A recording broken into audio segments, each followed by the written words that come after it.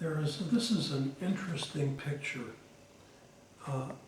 Uncle Harry, who was the daughter of Zaidi and the Babi Rachel, and therefore my grandmother's sister, he owned a school store. And at that time, a school store not only sold school supplies, but it sold candy, just as it did in the early years of my life, ice cream, and they had a regular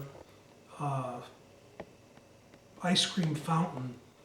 And this, believe it or not, is part of the ice cream fountain. It was made out of decorative glass, and it was from there that Uncle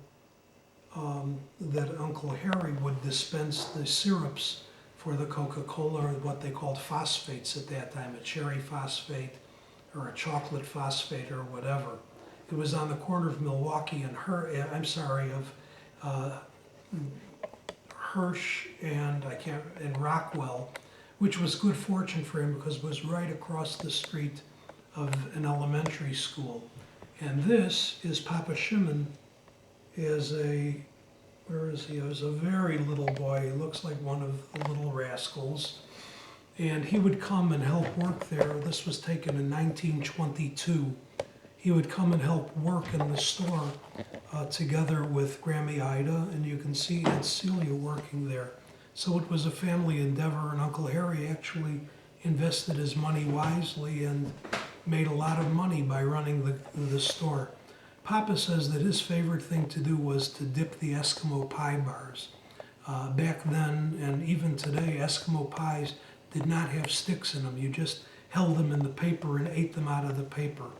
And they would take a big brick of vanilla ice cream, and then they would hang the different vanilla ice creams cut to the shape of an Eskimo pie from a bar that had hooks on it, and you would literally dip the Eskimo pie into the chocolate, and the chocolate would drip off, ready to be wrapped in wax paper to be sold. Of course, then they didn't have freezers. They had very, very cold ice boxes. In fact, when I grew up, I was taught to call our refrigerator an ice box, and the iceman would come twice a week and provide blocks of ice. And they actually sat in the refrigerator and dripped into a drip pan. And Uncle Harry would put all of the Eskimo pies very close to the ice in order to keep them preserved. Now, this is a picture of a woman whose name was Esther Mendelovich. She looks very European. This is her husband, and I guess this is their son. I don't know all of the things about them, but they were very religious people. And Esther Mendelovich is the suitcase that the Baba Rachel used to go visit her. They lived in New York, and very much like frum people at that time, they couldn't decide whether they wanted to live in America, which they referred to as the Tref in the Medina, the non-kosher land, or whether they wanted to live back in Europe. So she shuttled back and forth. They had a lot of money, and this picture was taken at one of the times they came to visit in Chicago. I actually was friendly with David Mendelowitz, which is the way they pronounced the name, when I was in third grade, and of course he was a cousin a number of times over. But you can see already that Esther and her husband were dressed in the old world garb, and their son already was dressed in modern American clothing for the time. And eventually she did wind up living in America by sheer mazel. That's the way that she avoided the Holocaust, because she died at a time after Hitler, and clearly she would have been rounded up with other Polish Jews to be killed in the Holocaust. This is a picture of the Seder. It was probably the last Seder at which Bubby and Zaidi, the Bubby Rachel and Zaidi, officiated. Now this of course wasn't taken on Pesach.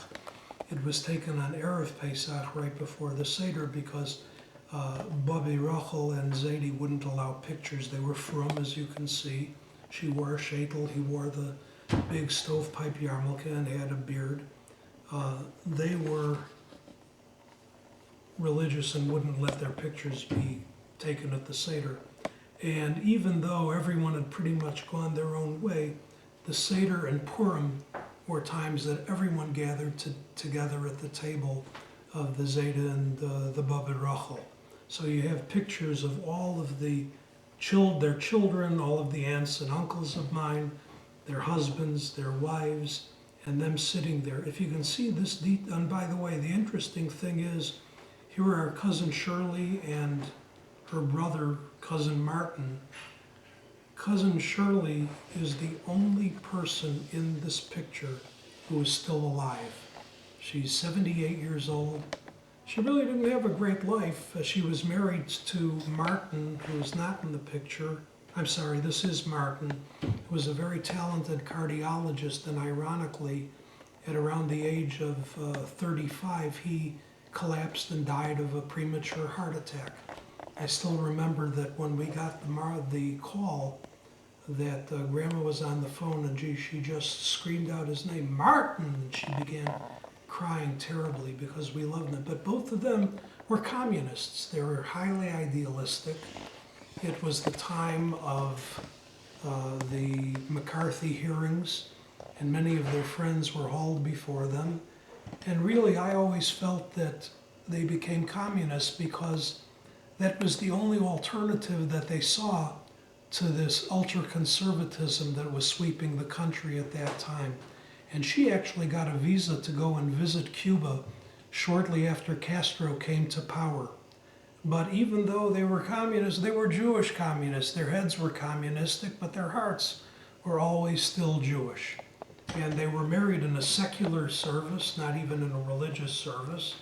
But even though they were communists, as I say, they lived a very strong Jewish life. And I still have a book called The Wonderful World of Mathematics that Cousin Martin gave me. And he inscribed it at that time to Mark, welcome to the wonderful world of mathematics and the not so welcome world of income taxes.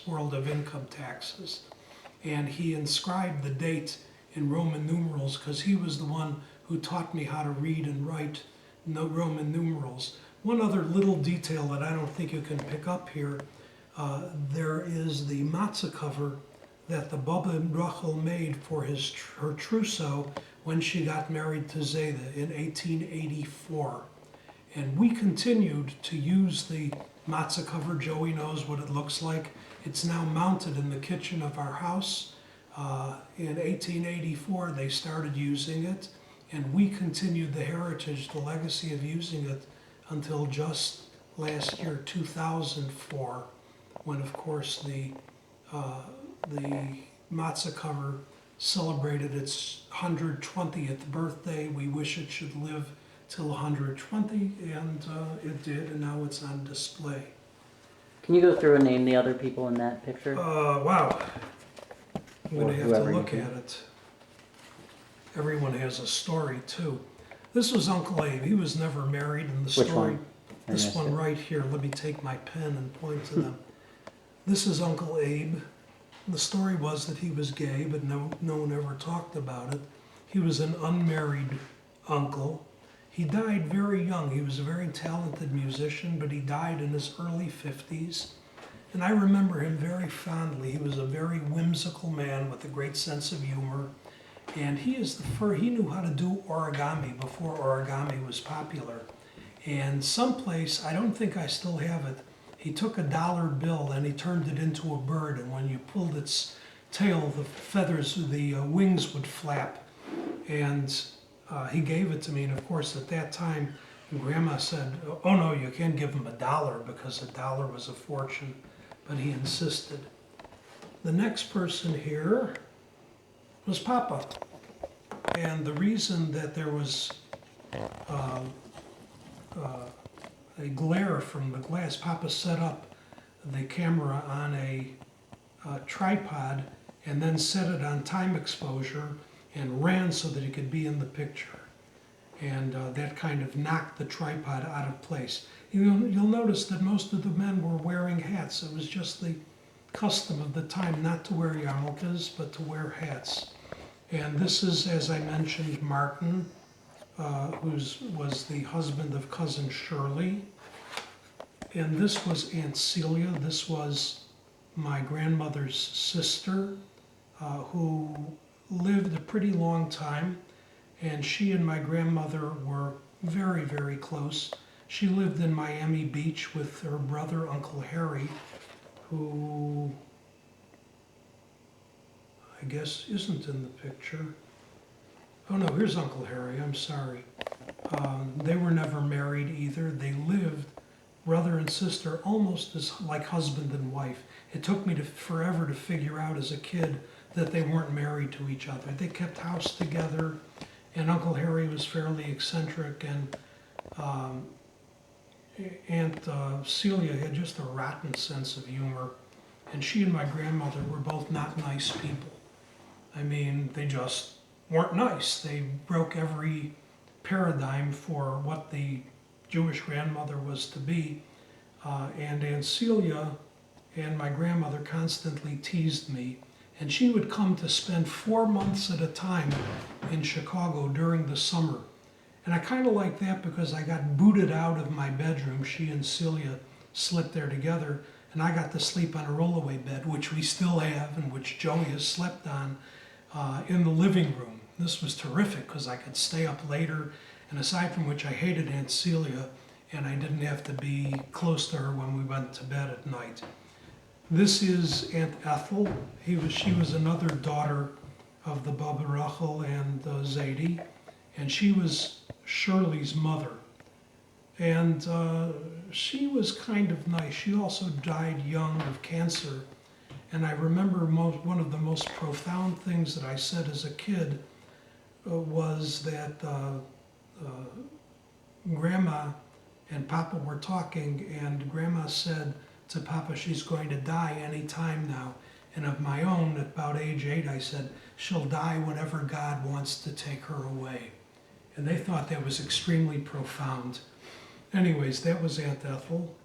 And there you have Grammy Ida, my grandmother, Joey's great-grandmother, and her husband, Grandpa Julius. Grandpa Julius, from whom we get the name Vilijansky and then Wilson, was a very erratic man. Back then, they referred what he had to as fits of whimsy. Well, fits of whimsy were bipolarity, so I come by it rightfully.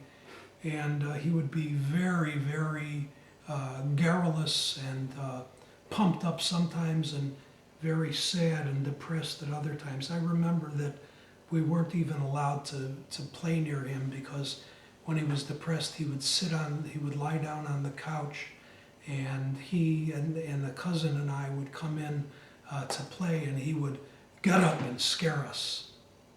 And this was very sad. These are the memories that I had and Papa had of him. But he suffered from bipolarity, and when he was garrulous, he was a very utopian person, and he tried to start an organization, sort of like Don Quixote, called B'nai Brit Avraham. And the idea of this was to create kind of a universal religion that was based on Judaism. And of course, he never succeeded with it. How long do you want me to go on here? I mean, However long you want. We have tapes and tapes. You're making a big mistake because I love the stories. And then, just like in Hyde Park in England, in London, there was a soapbox that was put up in what at that time was known as Wicker Park, and anyone who wanted to say anything, talk about anything, would get up on the soapbox and talk, and people would boo and people would cheer. And Grandpa Julius, when he was in a very manic mood, would go down to Wicker Park and stand on the soapbox and take his turn and harangue people about utopian life and how America was going to go to hell in a handbasket if they didn't see their way and become a more utopian state. And this just petrified Grammy Ida and all of her sisters. The Levin sisters, unlike Zadie and unlike the Baba Rachel, were all very sour people, very